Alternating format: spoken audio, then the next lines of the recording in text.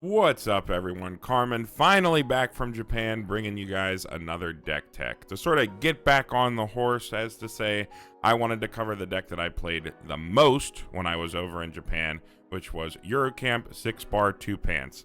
I landed, we went to Akihabara since we landed sort of in the late morning, and went to the top floor Radio Kaikon, walked into Sea Labo, and saw a pre-build of actually bar door Eurocamp for pretty cheap. So I picked it up, and because of the way the JP meta and stuff was shaking out, that was my best option to play into Japanese locals as well as Japanese competitive events, of which I played in quite a few. I ended up changing the build to 6-bar 2 pants, and I wanted to quickly get into why before I jumped into the actual deck list. So a couple things here. The big thing that I noticed immediately, the second you hit level 2, everyone tries to crash into you to make your finisher overswing for a ton, and then it doesn't really do anything. The Aoi EP bounce can really only do so much. That really only gives you one lane with the way the pace of the JP meta is going.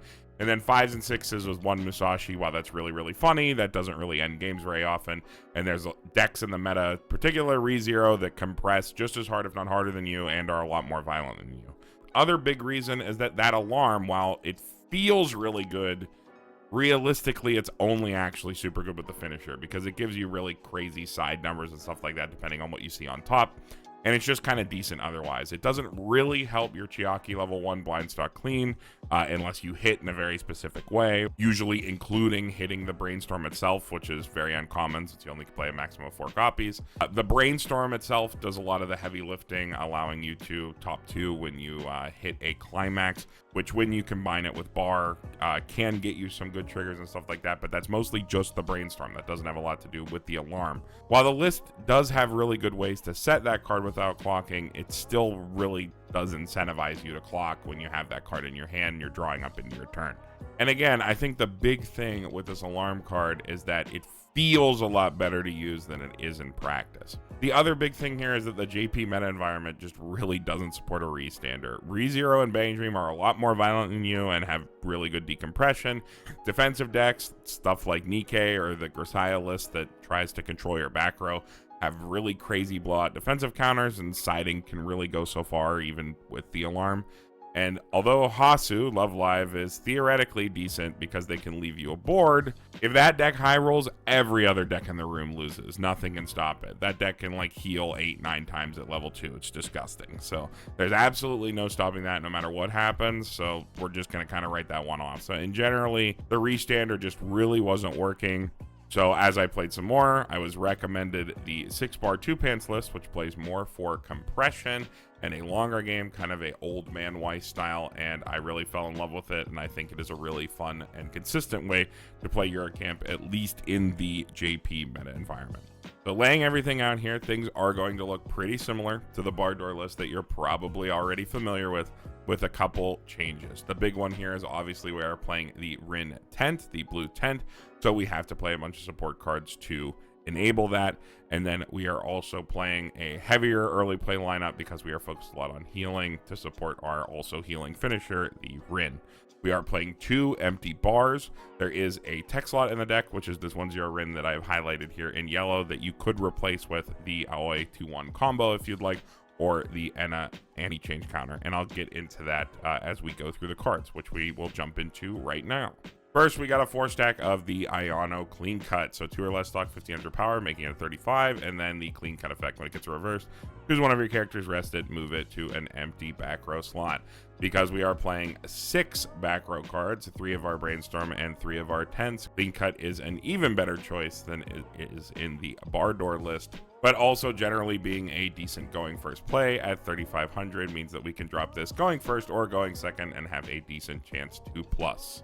We are also playing 4 of this Nadeshko on attack Azusa. On attack, ditch a card, check top 4, add a Eurocamp character.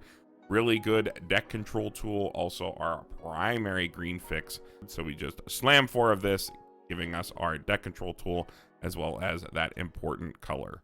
After some testing, I chose to play 3 of the Nadeshko top 2 Ricky, the Aqua clone. So when this hits waiting room, you pay 1, clock yourself, check top 2, and add up to 2 Eurocamp characters from among them to your hand.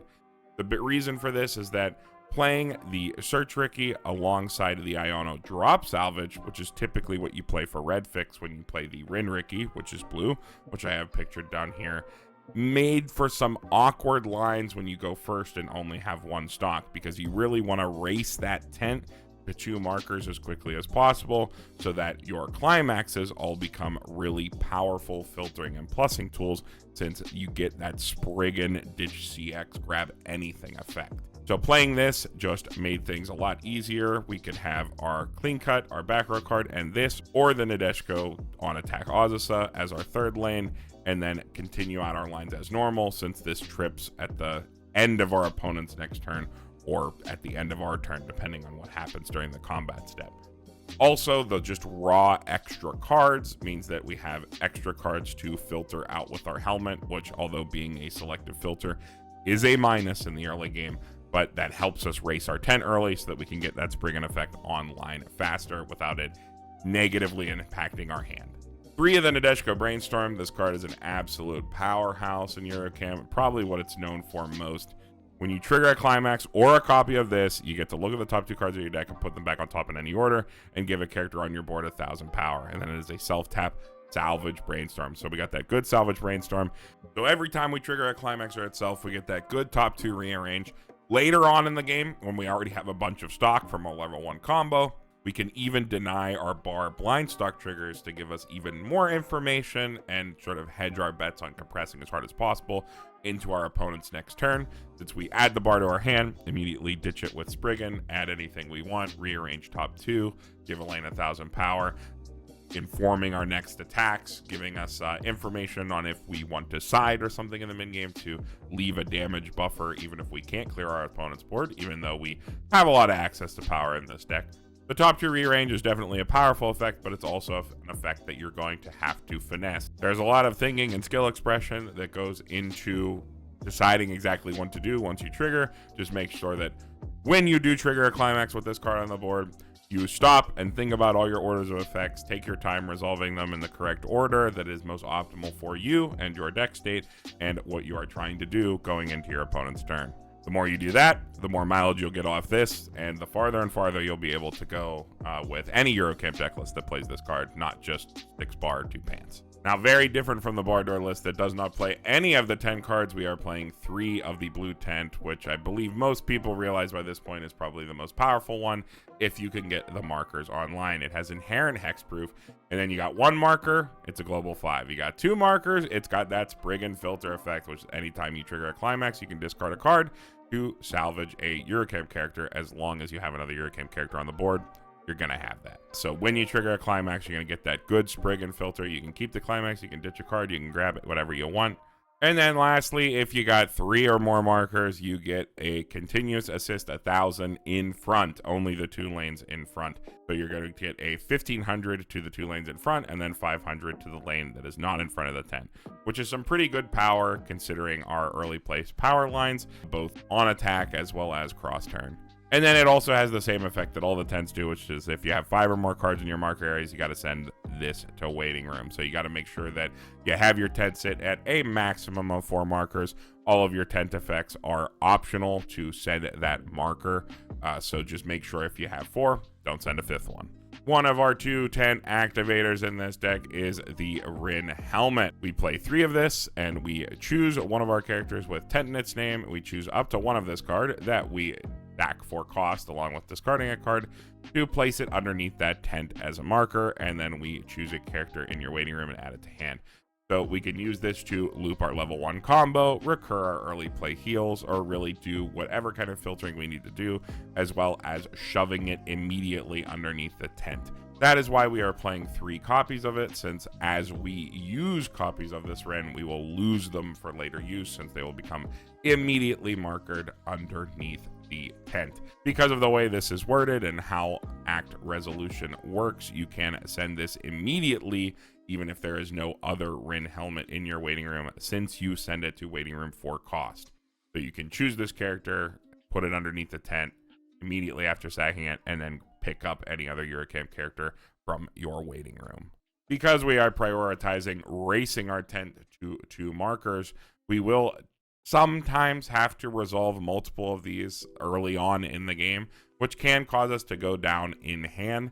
However, once we hit our first refresh, we will be extremely compressed due to the extra markers underneath our tent, as well as our excess of stock from resolving Chiaki combo. So hopefully you can hit a Brainstorm and recoup that hand later, or just pick it up with triggers after we have that Spriggan effect online, since every trigger you get will pretty much bring a climax to your hand, which you can then immediately ditch or keep for a combo on the previous turn and filter into more cards that you need to keep looping Chiaki combo, as well as keep slamming early plays or whatever else you need to do. So going down in hand early to make sure that your tent is online is just sort of an accepted risk that you must make when you are playing any form of tent. Since that effect is very high value, you want to get it online as soon as possible, but that is just something you'll have to keep in mind and be comfortable playing with. We are playing one of the Chiaki Bouncer. When this is played on the stage from your hand, it gets 1,000 power times the number of your Yuru camp characters, including itself. Meaning on a full board you play this last, it could be a 6/5, pretty chunky for a level 0. And then you on play, pay 1, discard a card, and bounce one of your opponent's characters back to their hand. With certain decks in the meta that have blowout defensive counters, notably Nikke, sometimes Grisaya, although that deck is a little rarer, you need to have an effect like this on hand so that you can remove your opponent's spooky character from the board. A lot of these counters become dramatically worse when your opponent has even only one open lane, because they are tap counters, things like that.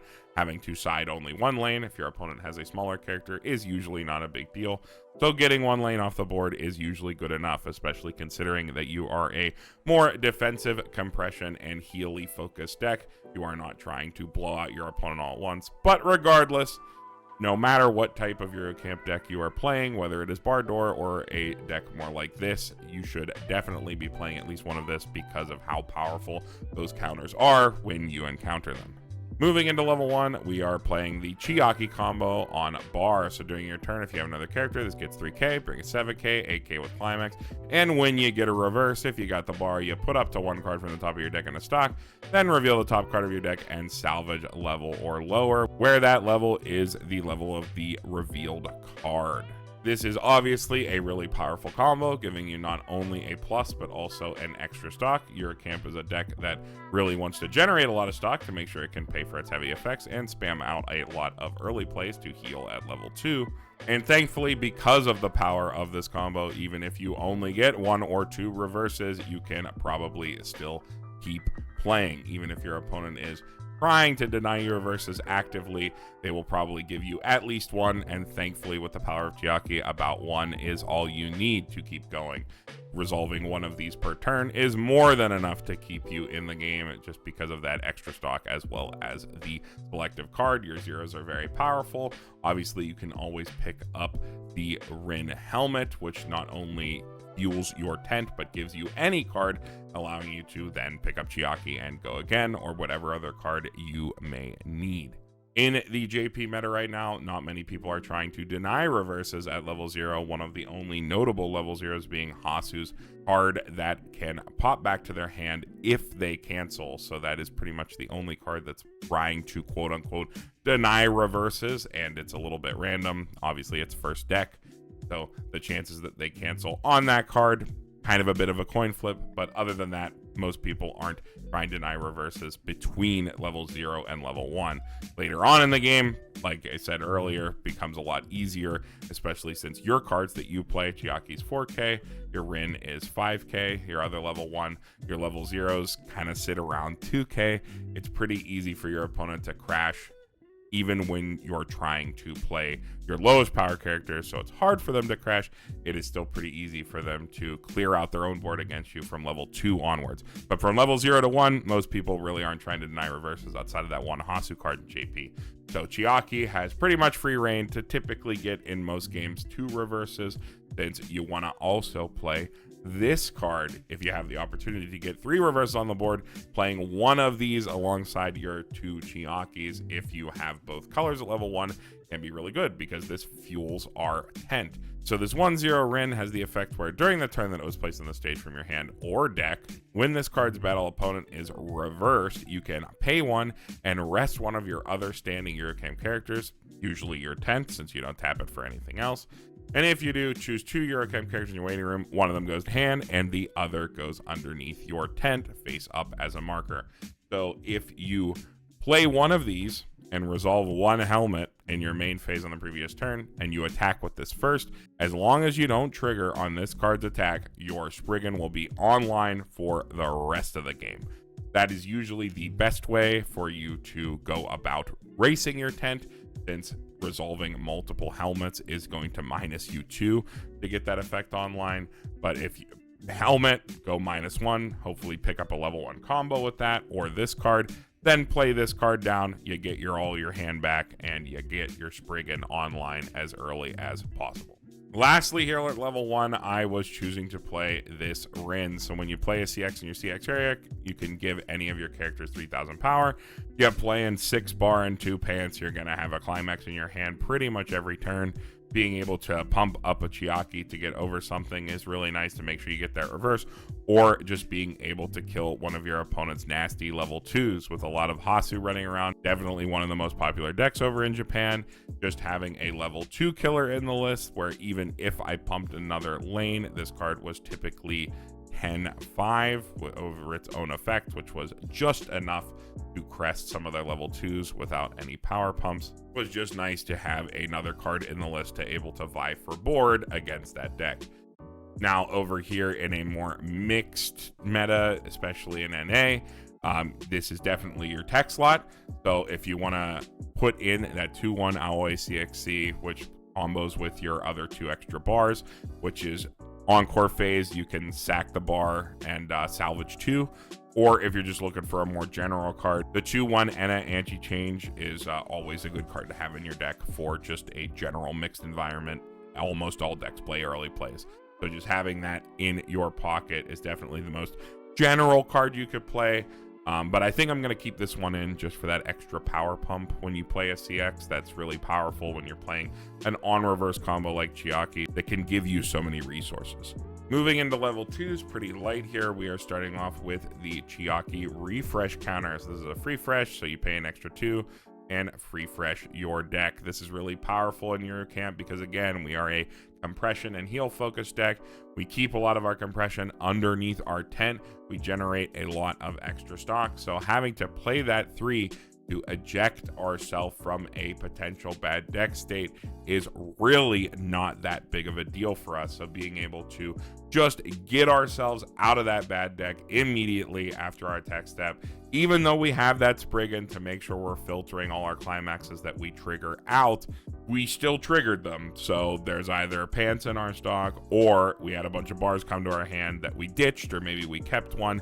We can, if our deck is really bad after those attacks, immediately slam this down and get ourselves out of that bad deck. And again, paying that 3 stock doesn't affect our compression that bad because we have that tent compression and we generate all that extra stock from our level 1 combo. So paying that extra 2, not that big of a deal. Just way too strong at too many points with the way the deck decides to play, since it's more defensive and compression focused, to not play. So we absolutely want to have this in the list, and this is something that you want to pick up at level 2 just to hedge your bets pretty much every time you have an opportunity to do so. You want to have this at the ready just to be able to eject yourself out of some bad triggers, because the name of the game is healing, canceling a 2, and compressing.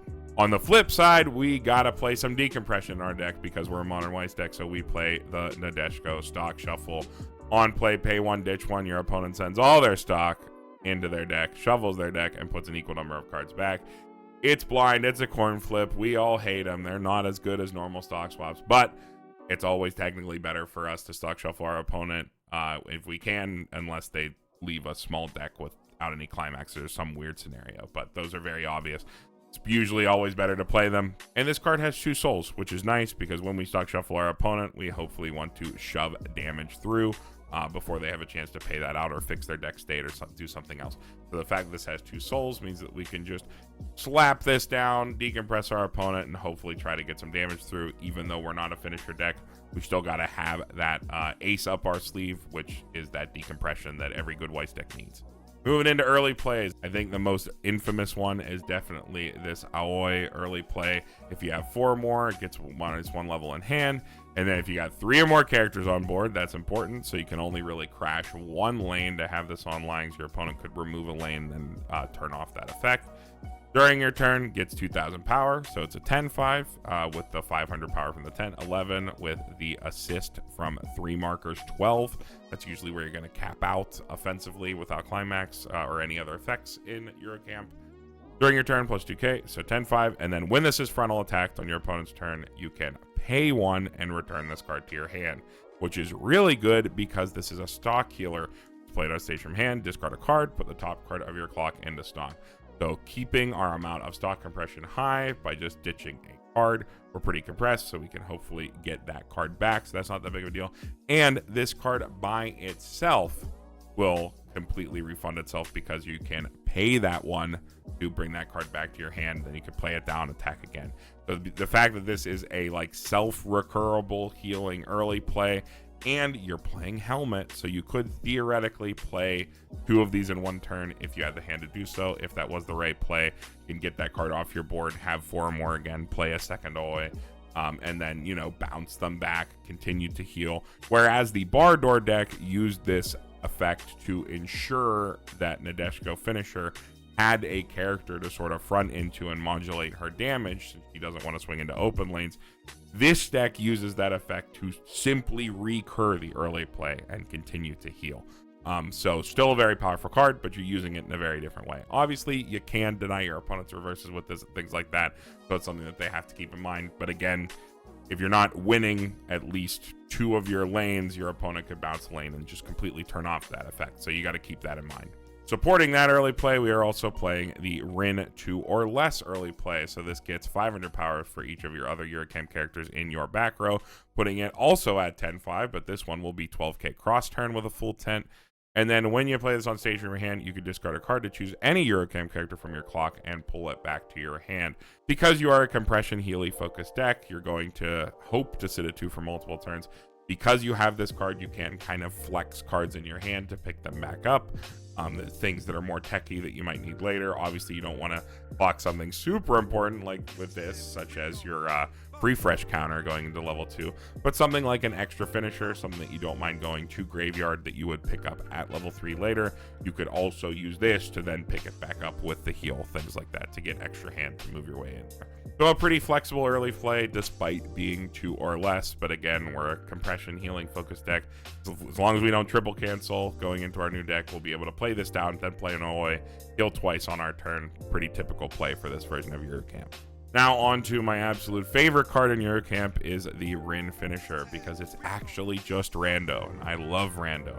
So the number of markers you have underneath your tent is 3 or more. This gets 2,500 power and inherent on attack, pay 1, ditch 1, burn 1. Really good since we are, again, a Healy compression focused deck that's taking the game a little slower. So just having that inherent fat body as well as pay 1, ditch 1, burn 1, just having that little ping there to chip our way through is very, very nice. Obviously, that can also on attack pay out triggers and things like that, although the only trigger you're really going to have to pay out here is a triggered pants. Hopefully when you play this, when it finally gets to that point, the only time you play this and resolve the later finishing effect is when the game has gone so far that you cannot heal and go for another turn again. That is the only time we actually push for game in a deck like this. Otherwise, we are always playing to untap and have another turn. And this card is also good for that because on play you heal. So we're adding another healer to your deck. We're bringing our total to 9 overall level 3 healers. And then when this attacks, if you have the pants, pay 1, ditch 1, as long as you have 2 or more other characters, burn 3. You can order these when you have both effects online. If you have 3 or more markers under your tent, which you will, you can order those in any way you wish. So if you know your opponent's top card is a climax or something like that for some reason, they reveal top, you ping it off, then send the 3 through. If it's best to not damage scry, quote unquote, your opponent with that extra ping, you can send that 3 through first. You can just not do the ping at all. So again, this is another card that you're going to have to finesse. You're going to have to be very aware of the game state and exactly with the right order to do that in. You don't want to damage scry your opponent with the ping into a better cancel unless you absolutely have to, since they take that 1 damage and then you swing in for a bigger damage, so you effectively move them 1 more card. So that's just something you have to keep in mind as you use this. Sequencing these effects in the correct order is a big reason why Rin and Rando in D-side were so powerful. The fact that you can mix and match these small precise damage as well as a larger chunk of damage that you would use to finish the game in the correct way. So a very powerful card. Obviously, it requires that you have 3 or more markers under that tent, but shouldn't be too hard to get there by level 3, since you have those 2 really good cards in our deck, the Helmet and the Rin Yuko, to get you there. And supporting Rin at level 3, we are playing 2 of this Chiaki. This is a really powerful effect for a deck like this that is playing a very slow and Healy game where you don't really go for game until the last possible moment. And because you're playing this way, you don't really want to hold climaxes. You want to have the best compression that you can. Because we have a card like this, we don't have to, as long as there is a pants somewhere in our stock and you're actually completely okay with triggering and bearing a pants because you play a card like this, because you're going to compress so hard, losing a climax, one climax, really isn't that big of a deal, since you'll filter a lot of them out of your hand because you won't have that one climax rotting in your hand if you don't need to. Having that one in stock isn't that big of a deal. So being able to play this down and just pay 1 and pick up that pants from our grave when we are finally ready to push for game is really powerful. And she has this other effect that synergizes really well. Discard any card, even a climax that we drew off a clock draw for turn, since we're finally going for game. When we play this card, you can discard it, choose a Eurocamp character in your hand, and spawn it to the field.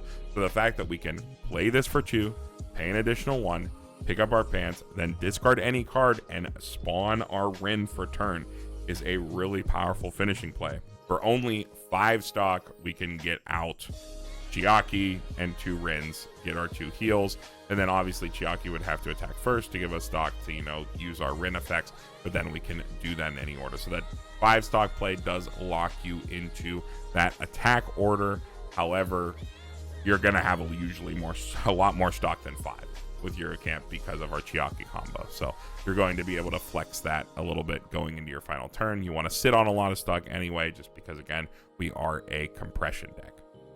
So having a card like this, being able to play it down at the last possible moment, always get our climax, always make sure we have the most climaxes in our deck when we present it to our opponent's turn, rather than having our climax stay in hand. And then, of course, we're only playing 2 of our finisher climax, so a card like this is even more powerful.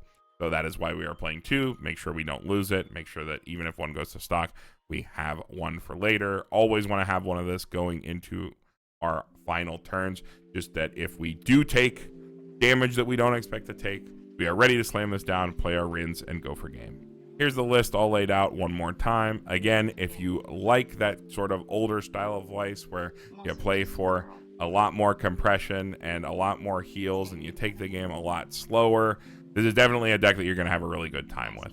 That's definitely my preferred way to play the game when I can, when those kind of decks are strong, and that extra bit of compression that you get from the tent as well as the extra stock from Chiaki means that even in a meta where you have crazy stuff like ReZero throwing 9 packets of 3 damage at you, you're actually so compressed that you can live those finisher turns. And I have many times playing in Japan.